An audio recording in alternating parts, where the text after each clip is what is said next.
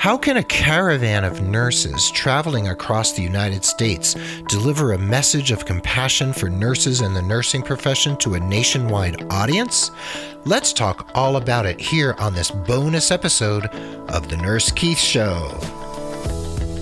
Hello and welcome to The Nurse Keith Show. I love having you along for this wild ride, whether you're new to the show or you've been on the journey with me for months or years. As always, thanks for being part of the growing Nurse Keith Nation.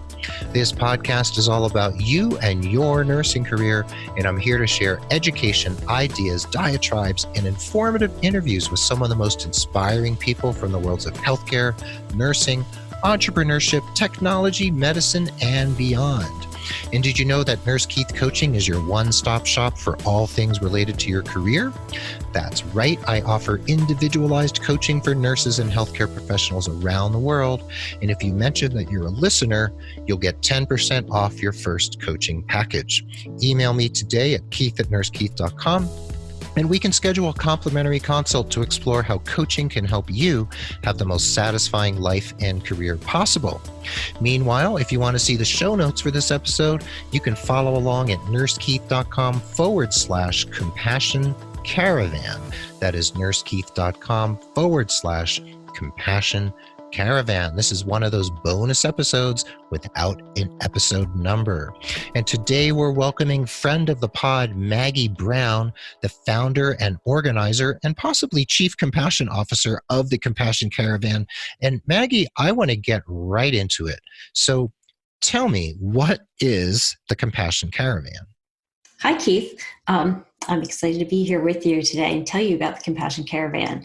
So the Compassion Caravan is this wonderful project that is kind of birthed through this confluence of energies coming from the 2020 being the year of the nurse and midwife as designated by World Health Organization, 2020 being Florence Nightingale's 200th birthday, and it's also the 40th anniversary of the American Holistic Nurses Association. And this beautiful flow of energy has brought forth this wonderful project called the Compassion Caravan.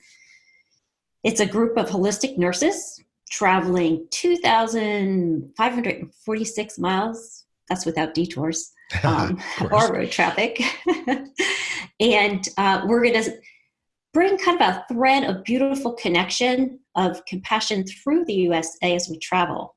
We'll have venues, 3 specific venues, where we'll have workshops and CE events for nurses.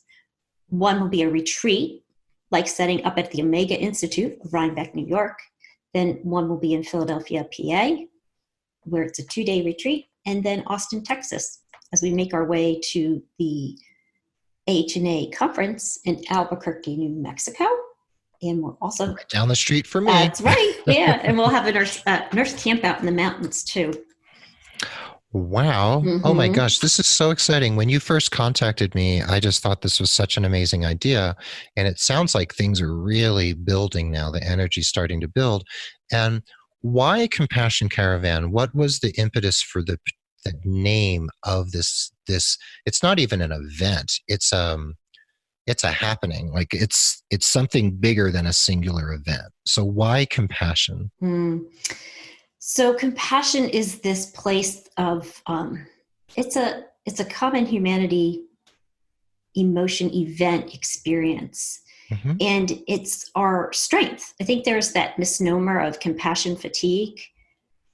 And that's really misguides us sometimes, thinking that maybe compassion isn't this really strong muscle that helps us. But compassion is something that helps us feel connected when we're truly heard in that, and it's in response to suffering. So it felt like the call that people were putting out there, needing to be heard, held, and able to express what they needed, to voice what they needed. Now, when you say people, are you talking about nurses, lay people? Is it compassion for the world? Is it compassion for the healthcare system? You know, what do you feel is the direction, and what would you like the bigger impact of this to be? Yeah, great question. So the Compassion Caravan, the compassion is being expressed in response to nursing burnout.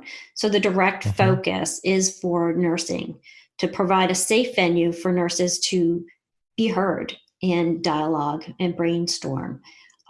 Basically, to, in a way, be that first step for people to just actually have the space to say what is going on for them in nursing.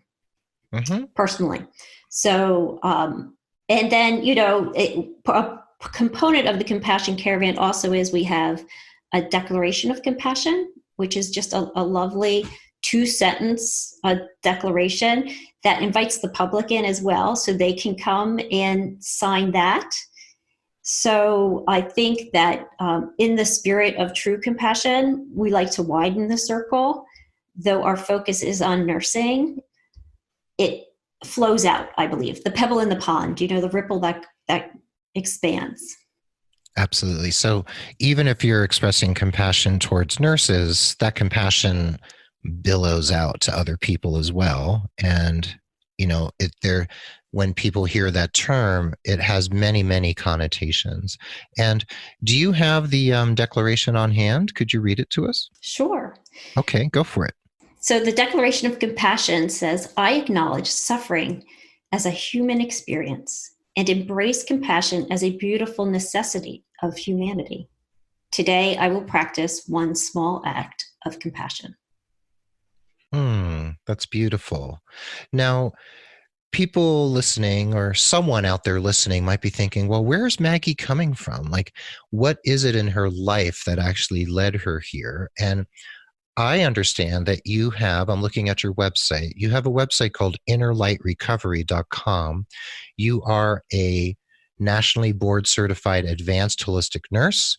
You're a nationally board certified health and wellness nurse coach. You're a certified nature and forest therapy guide, and you're a Reiki master. And you happen to also be a nurse.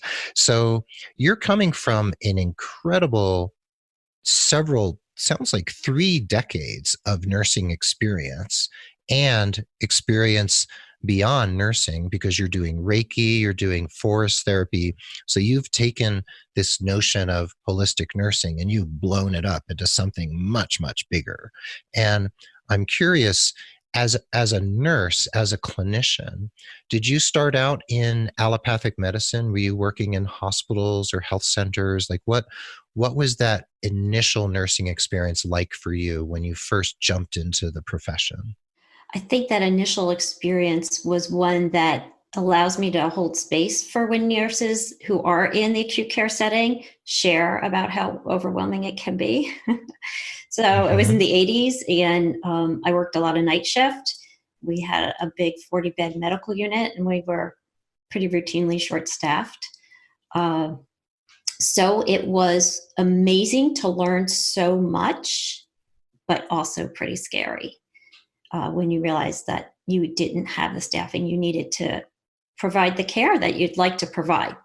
So I remember the day, and it was a wonderful experience, but I remember the day saying, you know what, like 85% of the people here may not have been here because of this preventative illnesses, and this isn't working for me. So I went and got my master's as an adult nurse practitioner. I see. So you're an ANP, certified ANP. Yes, I let my certification go because I no longer practice as an NP. I see. But I practiced for years. So I said, let me go to primary care. And in primary care, there was more space to do the patient education and all that. But then I had 3 babies in 3.5 years. So I took some time off, and that's where I started my integrative education, which was really cool. It was family, friends, everyone was like, wow, this is great, So when I went to go back, I thought, I want to be in a place where I can really sit and listen and hold space for my clients. And I chose not to go back as an NP, but to start with stress management coaching. And then went ahead and got my health and wellness nurse coach. So in that place, I'm now in a position where I can just hold complete space for the client honor that they are the expert of their healthcare and can find the direction of where they want to go. So that's how I got here. Wow. Now, you let go of your nurse practitioner certification. Are you still licensed as a registered nurse in Pennsylvania? Yes. Mm-hmm. You are? Yeah. Okay. So you've been through quite a journey, and the Compassion Caravan is a literal journey because you're going to be traveling from Philadelphia all the way to Albuquerque, and we'll talk about the route and where you're stopping along the way. Mm-hmm.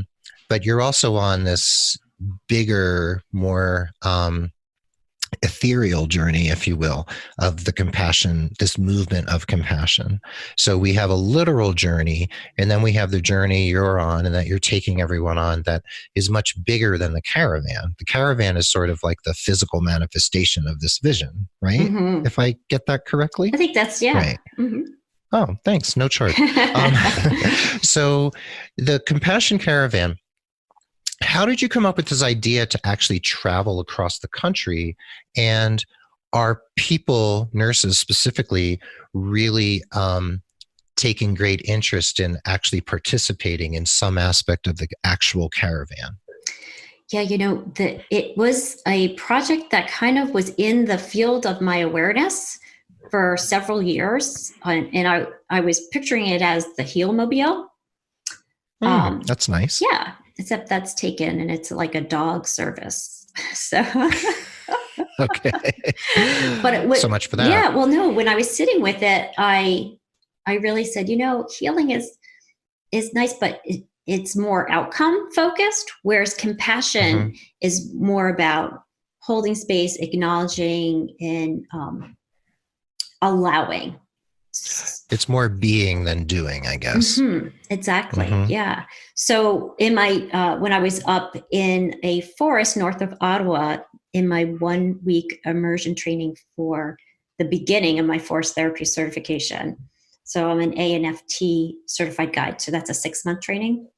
Mm-hmm. But you start with a week immersion, and I did a medicine walk up there on this sacred Algonquin land. It was amazing.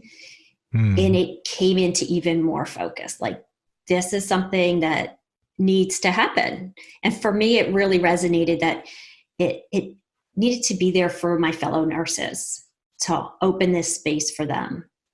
So I started talking last year when I was at the American Holistic Nurses Conference, which was in Tulsa last year. And I started sharing, and people kept saying, that's a great idea. No, that's a great idea. So God opened a space in my life for this to kind of percolate out. And I said to one friend, I said, do you want to hear this kind of crazy idea? But I think it's so needed. And she's like, yes. So the more I reached out to nurses, the more they said yes. So people are stepping forward and volunteering, and it's a group effort. It really is. That's wonderful. Now, for our friends in the United Kingdom, caravan generally means like a recreational vehicle. But I'm sure they also understand the term caravan because, camels in the desert, etc. So this caravan is actually going to be a physical group of vehicles traveling around the country, right? Mm-hmm. And do you have a sense of how many people may actually be taking part in the actual traveling? The actual traveling starts in the Catskill Mountains and works its way down. We may have 2 pre-launch events. Mm-hmm. So, but I think the core group that's going to be absolutely at every stop going through is about 8 nurses. But that's great. Yeah. That's wonderful. Uh-huh. And then there are many who are dropping in, though, and partial. Right, here and there, yeah. Right. Mm-hmm. So you are beginning in the Catskill Mountains, and where is the caravan actually setting off from? So we are going to kind of circle the wagons and gather up here in Philadelphia, PA. Mm-hmm. And then we actually have to travel north to get to the Catskill Mountains where the Omega Institute is.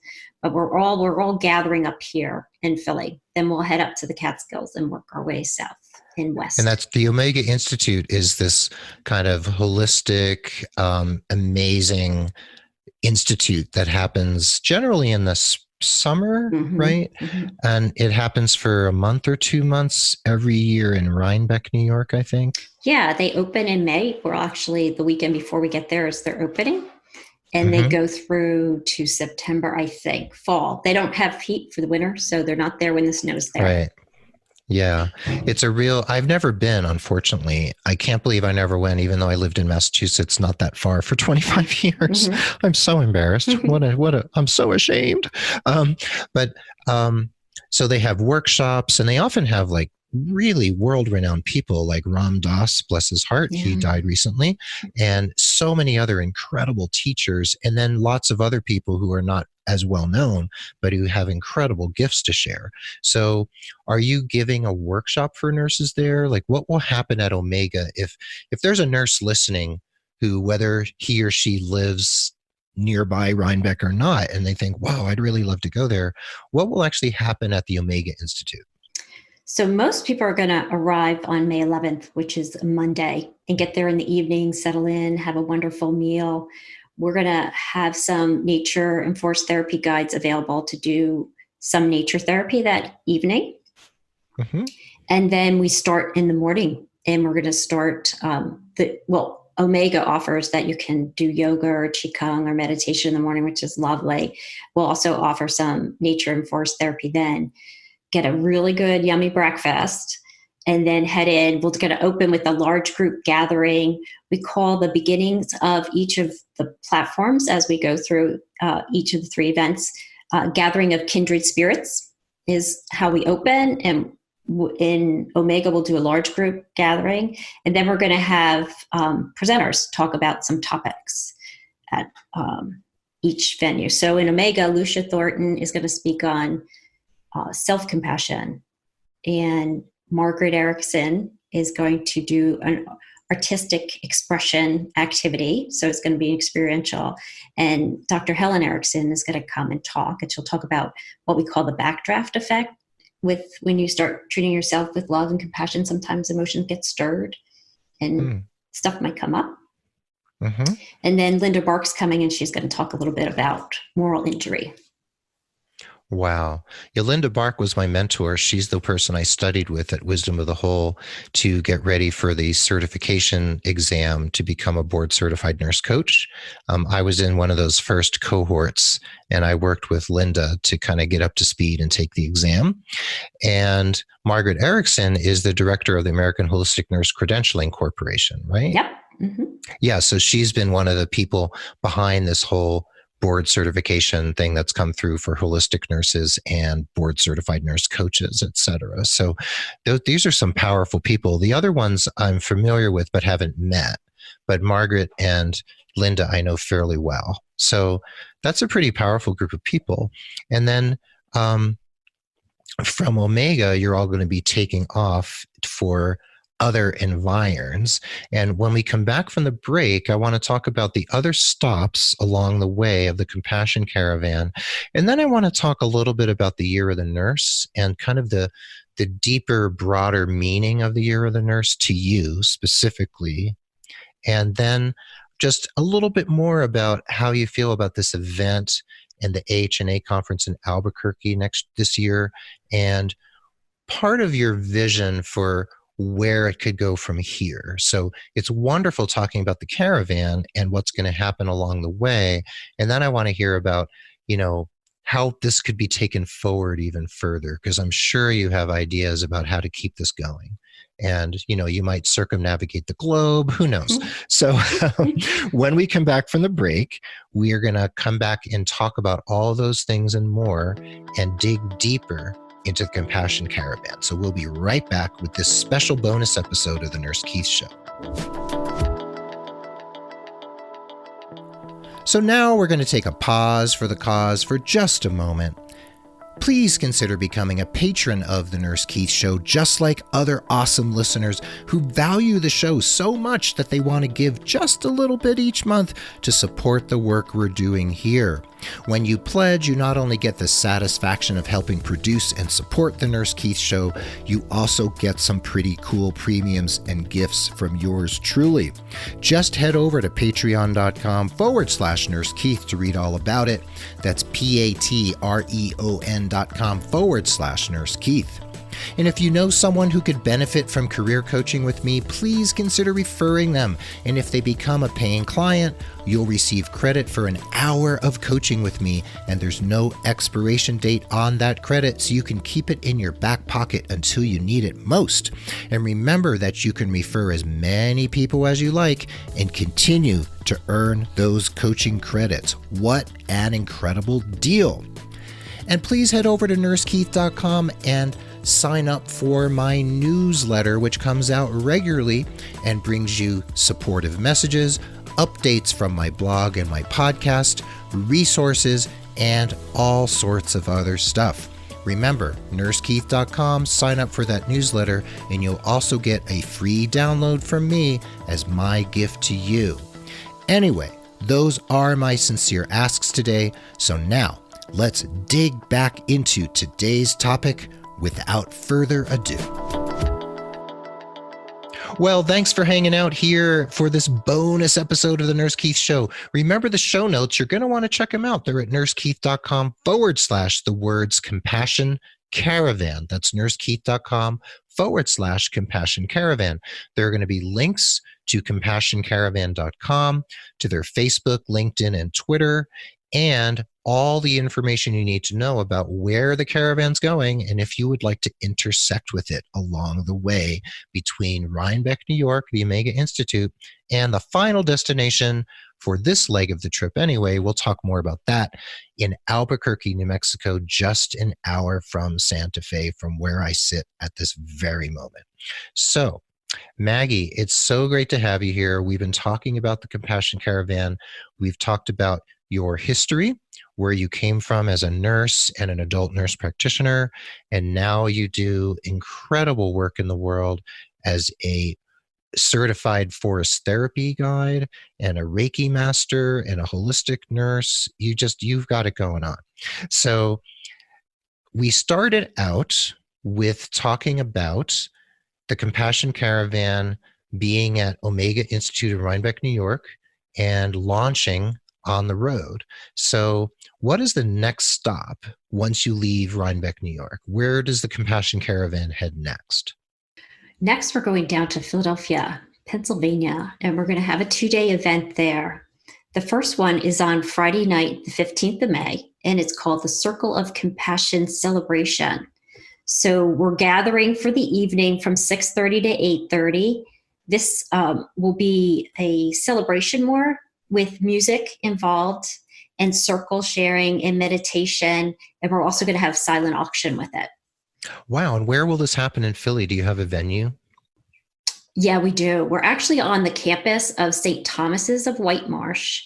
So that's in Fort Washington. People will say, this is Fort Washington when they get there, but it's a beautiful campus. So it has a labyrinth on it, and it's got amazing trees. It's, so the evening event will be in the Learning Center on there, which is from the 1800s, early 1800s. It's has an energy that's just solid and loving. So it's a great space to be in. And then the next day we'll be back on the same campus. We'll be in a large lecture hall for these events. Margaret Erickson, again, will do her artistic experiential, and Helen Erickson will speak to the backdraft that comes up with self-compassion practice. We'll also have small circle breakout groups like we have in each venue there. But it's going to have a little bit, just like Omega, a retreat, kind of easy pace-like feel. People are invited to come early before it starts and experience yoga or mindfulness in the Learning Center. And then we'll have a little longer lunch, and you can go out to the labyrinth or do a little forest therapy, nature intro. So it's going to be a nice pace to the day. Wonderful. So I'm curious, if someone flies into Philly or drives into Philly and they want to meet you. I used to live in Philadelphia. It's my old hometown. as a young man. But where is Fort Washington in relation, say, to the center of town? Yeah, so it's north of the town.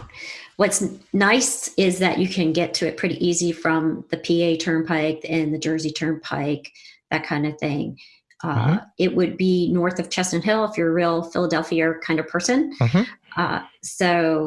And then we are going to have a little group of hotel rooms if people want to stay over and do the Friday night and they're from out of town and do the Saturday together. So we'll have some rooms reserved. Great. And I'm sure there's public transportation up to that area as well from Center City. Yeah, there is. There is no train stop or bus station. Well, there's actually a bus stop right near it, but the train station's a bit of a walk. Yeah. And I would say an Uber is more appropriate. Okay. So there's ways to get there. Okay. Absolutely. So you'll be in Philly a few days, and you live in that area, right? I do. You do. Mm-hmm. Yeah. In beautiful Philadelphia. So where do you go from there? I think you're going down the eastern seaboard, if I'm not mistaken. We are going down 81. So we're on the western side of the Shenandoah area. Oh, okay. Yeah, and where's your next stop after Philly? So we're going to stay overnight.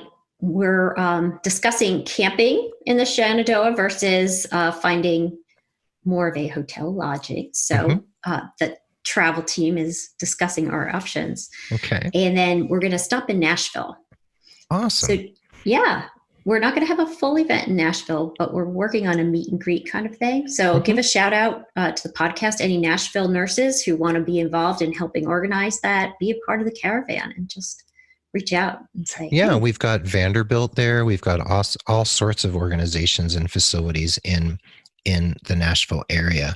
And I'm sure that people could, hook up with the caravan and maybe drive with you for a day and just kind of have some fun and then head home again. So people don't have to commit to this whole trip because not everyone can do that, but anyone could probably drop in and take part for a little while, right? Yeah, we're going to try to offer nature-enforced therapy, little experientials as we travel, calling in guides from those areas so they know and are familiar with the nature settings. And that's a nice way to participate, because I know you mentioned earlier, talking about the year 2020 of the nurse, but really honoring Florence Nightingale's theory that nature cures and helping nurses get back in touch with Mother Earth, and as a very easy way to de-stress. We have lots of science, decades of science about the physiological benefits of absolutely with a tree. Yeah, without a doubt. So once you leave Nashville, and some folks might maybe slip out and go hear some music one night. Yes. Well, you're not there very long, but there's a big draw there. Where do you head from Nashville? We're heading to Austin. All right. Okay. Yeah. So you're heading across into the heart of Texas, really almost the geographic center of Texas in a way.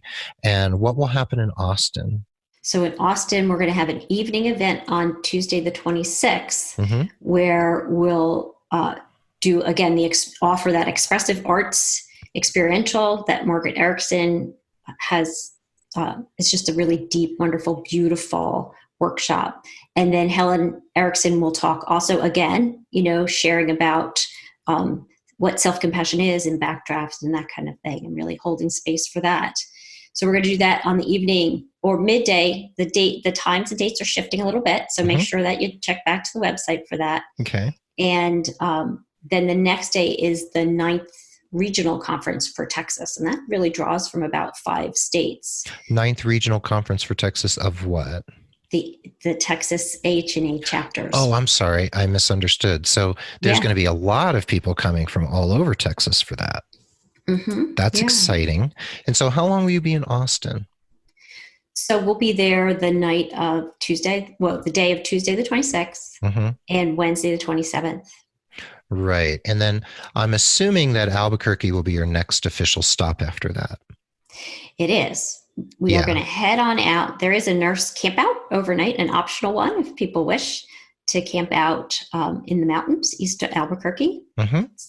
And then the conference will be our next destination, which Great. starts on the 1st. That's right. Yeah. I will be there. I'm going to have an exhibit table there, and I won't be speaking, but I'm going to be hanging out, networking, and talking with people, and I'll have books and stuff. But the whole important thing was really to be present, and having the AHNA conference in my state of New Mexico is very exciting. I wish it was in Santa Fe, but Albuquerque is much bigger and is actually much less expensive to hold conferences. So I understand why they chose a larger city, though I'm a Santa Fe fan myself. Santa Fe and Albuquerque are almost like different planets. And people are always like, I never go to Albuquerque except for the airport. And I'm one of those people. And it's only like 55 minutes away. It's funny. But they really are like different cultures. They're so different, and they're both very wonderful and just have different personalities, I would say, as cities. And I know Albuquerque is about 12 hours from Austin because I make that drive periodically to visit my mother-in-law.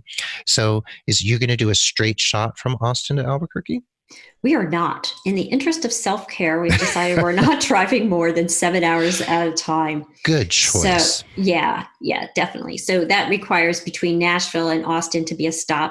And we're looking at more nature settings to do that. Mm-hmm. So, or between Austin and Albuquerque as well. And then between Austin and Albuquerque also. You know, you have this incredible journey, and with people joining here and there and taking part in sounds like some very powerful experiences.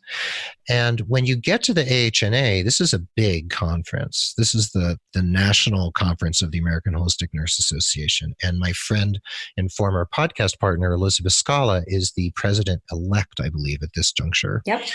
And I'm wondering, what do you plan to do with the Compassion Caravan at the AHNA? Is it going to be integrated into the conference? Is there going to be an event in Albuquerque for nurses who want to check out the caravan? That's a great question. We have approached the National AHNA board to see if we can be included and folded into the conference and be a presence. So that's our wish I want my exhibit hall table to be right next to Nurse Keys. Awesome. You'll put an order in. Yeah. And you can request that. And then, so to be a presence there, to have the Declaration of Compassion there for people to sign. And then that Friday night, it's our wish, the Compassion Caravan team's wish, to be able to do some kind of celebration, because Friday night, the 5th, is not only a full moon, but it's International World Environment Day. So, oh, awesome. Yeah. Okay. So, down the road, we'll have more announcements about what's happening with the caravan in terms of the Albuquerque events. So we'll know more as we move forward and your communication with the AHNA moves forward. So we'll have to stay tuned on that. So switching gears a little bit. And that's not a metaphor. I didn't mean that as a pun, but switching gears, whether you're driving an automatic or a standard, it's up to you. So what do you feel could come about after the AHNA conference is over, after you've made this journey? Do you have an image in your mind or a wish in your mind or a concept of where this could go from there once you've completed this incredible journey? Yeah, it's a question I get a lot. And I'm kind of like, okay, well, come on, people, let's stay in the moment. And I think that the beautiful thing of it will bring maybe that awareness that the first step is to let's just sit and listen and hold space for the suffering of nurses. And nurses are wonderful, amazing people, but we're human. So we do suffer because that's a part of humanity. So to just hold space for that is really great. And, I just talking about the Compassion Caravan to people, I was booking my reservation for the HNA conference, and I was on the reservation line with Hyatt, and the woman taking my reservation, she was talking to me about where I was going and what I was doing. And I was telling her about the Compassion Caravan. She became verklempt. Did I ask her, can I share your story? She said, yes. She's like, I was a nursing assistant and I've left because it was just so overwhelming. And thank you for doing this. So I think that, and I think so the place of getting there are all the little parts along the way that I've heard already from people saying, thank you for doing that. And just people already feeling heard. Where can it go? It could go a lot of places. I've had several teachers who I've told this about. The teaching field needs this, the country needs it, the world needs it. So it's embracing that, the Dalai Lama even spoke to the fact that, it's not a luxury. Compassion's not a luxury. It's a necessity. Absolutely. Right. So we'll see how it manifests and what is born out of it. And I'm sure along the way, you're going to meet all sorts of people, and you're going to meet tons of people at the AHN-A and at your different events, and people you meet probably by happenstance as well, whether you're camping or you're at a rest stop chatting with people. You have no idea who you're going to meet and what's going to happen. So it will be very interesting, and I'll have you back for sure. And we'll be, doing some little recordings along the way so that people can keep tabs on the caravan, and also to understand that this could get much bigger. It could encompass so many other aspects of nurses' lives, or maybe teachers, or who knows? We don't really know what's going to happen. So I think your openness to serendipity and synchronicity and to see what manifests from this experience I think that's really bold. And I think it's wonderful to not have a real solid agenda beyond, because you're just going to find out. You're going to see how it all comes together. And I think that's very exciting. Yeah. And I think when you leave it open, all possibilities can happen. Right. But you have to leave it open. Otherwise, if everything's all kind of nailed down and nothing can move, then you remain more rigid rather than flexible. And, change and serendipity aren't necessarily your friends in that particular respect. So I think it's wonderful, and I honor you for being so open to however this happens to expand and make way. And I'm assuming you're sending out press releases and you'll be contacting the media along the way. Yeah. Yeah. That is super exciting. So is there anything else you would like to say to, let's say, a nurse who's listening right now, whether she can actually connect with the caravan physically or not? What's your message to this nurse who is feeling like she's losing her mojo, that the profession is wearing her down, even though she loves her work and loves her patients and loves what she does and loves her identity as a nurse, but the actual doing of it is really taking her to her edge, to her limit? So what's your message to that person in this very moment? What would you tell her? I would say to her, just hold yourself lovingly, as if you would hold a child, and wrap your arms around yourself and say, my dear being, here you are, and this is hard, this is difficult, and you do the best you can each day, and I love you. Yeah. So part of it then, what you're saying here, what I'm hearing, is compassion for the self first, right? And I've written and spoken before about the nurse martyr syndrome. That's what I call it. And I've talked about compassion fatigue and all those other concepts, but I think the nurse martyr syndrome is something I've seen a lot, where nurses are often, not always, often the types of people who will give even more than they have. They will they'll run on empty, basically, right? And we ask our nurses to do this, especially in hospitals, I think, and clinics and really, really busy venues and facilities where, typical story, nurse works for 12 hours, maybe has one glass of water, can't even get to the bathroom, doesn't have a meal. Maybe it might have some peanut butter and crackers in the little galley area on the unit. We ask so much. And what do you think? Now, I'm not asking you to solve the whole healthcare crisis. Oh, that's a bigger conversation. So, you're sweating, right? But what can a nurse do who's in a situation like that, who feels like she is a martyr, that she's yoked to this work, she loves it, but she feels like she's really losing it? So other than loving herself, what does this nurse have to do to have more of a sense of agency for her own wellness? Well, that's the interesting thing. I think that comes from part of the Compassion Caravan is often we say, oh, you must do self-care, or here's the self-care. We invite you to do self-care. But nurses are tired. They work really hard. And then if they can't do the self-care, there comes in a feeling of shame or not good enough or I shoulds.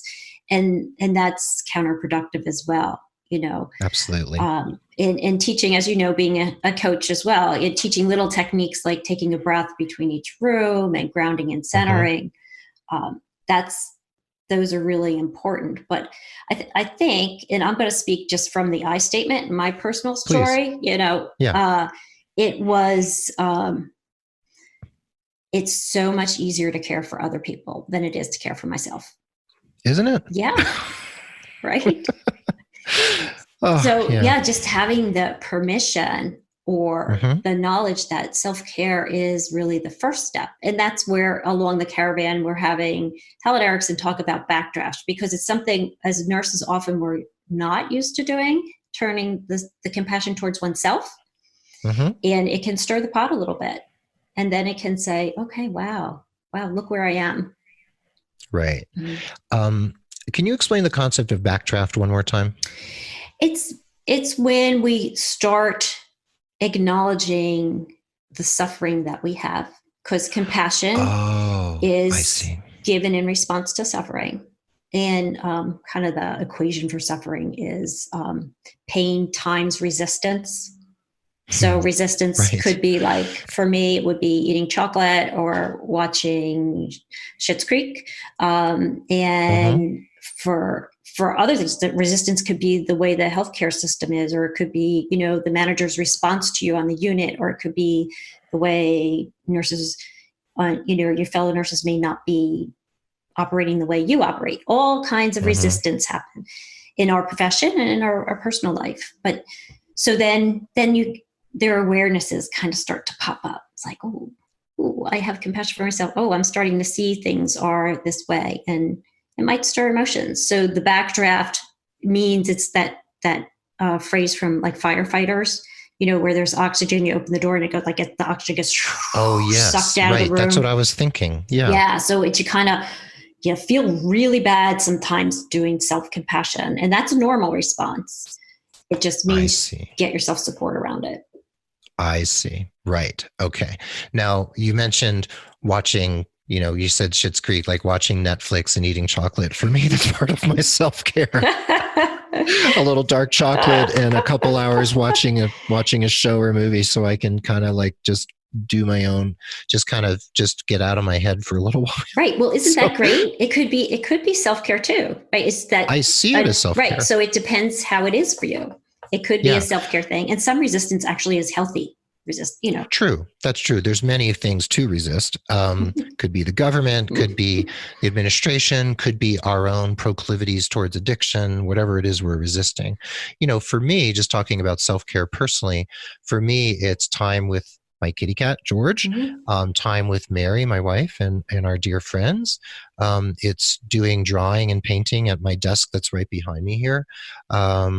Reading, I find reading often is an escape and also a way to expand my mind, depending on what I'm reading. Sometimes it's watching Netflix or Amazon and just watching a show that either entertains me. Sometimes entertainment is what I need for my self-care. Sometimes what I need is I need to go hear some live music, or I have music I listen to that feeds my soul or feeds my heart, or the music that gets me going and gets me energized again if I'm tired. So there's lots and lots of things we can do as self-care, and it doesn't have to be what someone tells you it is. Now, if your self-care comes to, going down the street and scoring some meth, then we have to have a different conversation. Or if your self-care involves having, 6 drinks in the evening rather than 1 glass of wine at dinner, then we also have to have a conversation. So self-care can look like many things, and it looks like everyone looks differently. Everyone lives their own lives, and their self-care is different. But I think your message, what I'm getting here, is that that nurses need to turn the attention and the focus back on themselves, because no one's going to tell them to do it. Yeah. And their workplace, most workplaces are also not going to tell you to do it. Right? Yeah. So we would like that to happen, right? We would love workplaces to do that. But nurses do need to have this sense of personal agency, don't you think? Yeah. And I sometimes it's that emotion of shame, that the industry puts on us, that we're taking time for ourselves. Oh, how could you do that? Well, Right. Yeah. I know even for myself, for years working part-time, I felt like shame. Oh, I'm not, because I'm not really busted as much as the other nurse. So boy, am I good enough? That question. But it's okay to throttle back and have balance. Exactly. And, as I was ramping up my entrepreneurial career over the last 10 years, I kept scaling back and back and back and back my work as a clinician, as a chief nursing officer in Albuquerque, of a home health agency.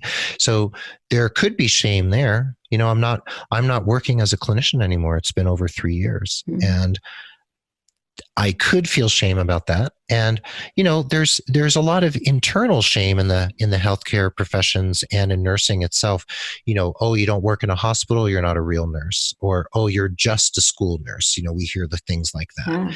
And there's, nurses need to claim what it is they want to be and what they want to do. And I feel like in the 21st century, we can do and be anything. Look, you're a forest therapy guy. Yeah, I know. And you're a Reiki master.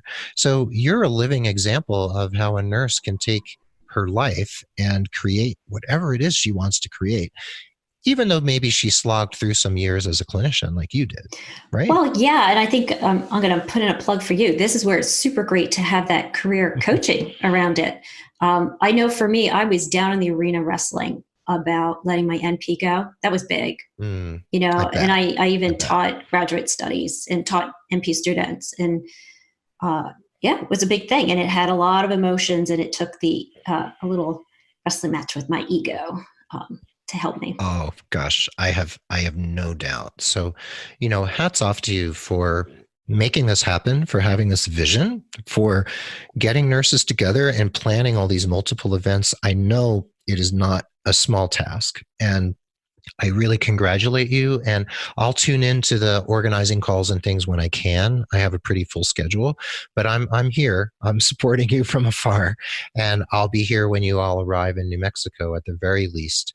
And, I'm looking at the flyer that you sent me, that you emailed to me, Healing Nurses Through Compassion and Self-Care. And it says the Compassion Caravan is a national project led by holistic nurses for all of nursing to offer compassion through heart-centered presence, holistic communication, networking, and focused experiences in self-reflection and healing. Compassion is being expressed in the response to the high burnout rates in nursing. The Compassion Caravan invites nurses to be compassionately heard, seen, and supported. And that's a beautiful, beautiful mission statement. So thank you for having the forethought to create something so clear about what your mission is. I think it's really great. Thank you. You've been a big support so far, and I'm excited to have you in on the project. Oh, it's my pleasure. And I will do my very best to support you however I can. This podcast is just the beginning, this bonus episode. And I really thank you for being here and for reaching out to me and making this happen. And I really encourage people to go to CompassionCaravan.com, not the Compassion Caravan, but CompassionCaravan.com, and to the show notes at nursekeith.com/Compassion Caravan. So Maggie Brown, thank you so much. This is so exciting. It's going to be an amazing year, and you're part of making this an amazing year for nurses. Thanks, Keith. Well, there you have it. Thanks for listening to this bonus episode of the Nurse Keith Show. And remember, those show notes with all the links and photos and everything are going to be at nursekeith.com/the word Compassion Caravan. I hope you feel uplifted and empowered from this episode. I hope you feel empowered to actually care for yourself even more than you are now. And I encourage you to take inspired action every day in the interest of your personal and professional satisfaction and your wellness.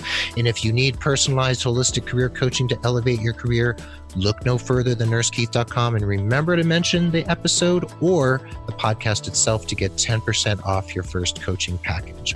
And did you know there are job listings and other resources at nursekeith.com? You can now find jobs from Reload, Trusted Health, ZipRecruiter, Incredible Health, and lots of other resources for you to check out, including OpenMD, a free search engine for evidence-based medicine, and an excellent IV course by video if you'd like to become an IV expert. The Nurse Keith Show is adroitly produced by Rob Johnston of 520R Podcasting, and Mark Cappy-Speason is our stalwart social media ringmaster, keeping me in line with a whip and a chair. I'm grateful to both Rob and Mark for keeping the wheels turning in the right direction. Be well, dig deep, seek joy, keep in touch, and this is Nurse Keith saying adios till next time from beautiful and very chilly Santa Fe, New Mexico, and Maggie Brown bidding you a fond adieu from wonderful Philadelphia, PA. Philadelphia, PA. Thank you, Maggie. City of brotherly love. Right. Brotherly, sisterly, humanly love. Thank you, Maggie. Thanks to everyone tuning in, and we will catch you next time.